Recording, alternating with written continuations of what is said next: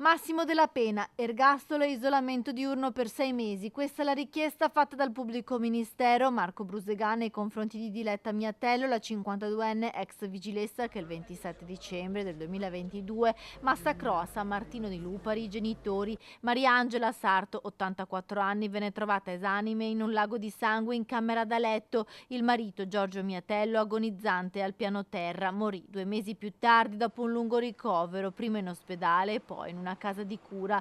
Diletta Miatello, figlia maggiore della coppia, venne arrestata poche ore dopo la mattanza mentre si stava nascondendo in un motel di Romano de Zelino. A scoprire i corpi martoriati dei due anziani la sorella minore, allertata dalla badante che non riusciva ad entrare in casa e che la mattina era stata allontanata dall'abitazione proprio da Diletta, che non le aveva aperto la porta dicendo che i genitori stavano riposando. Il movente non è mai emerso, anche se pare che Diletta chiedesse di frequente soldi ai genitori e per questo litigavano spesso. L'arma del delitto, alcuni oggetti contundenti trovati in casa. In aula Diletta ha respinto l'accusa di omicidio, anche se ha confermato che i rapporti con i genitori erano tesi. Nei giorni scorsi l'esito della perizia psichiatrica eseguita da un esperto di parte nominato dal giudice per le indagini preliminari aveva stabilito che Diletta Miatello era capace di intendere e di volere quando ha aggredito a morte i suoi genitori.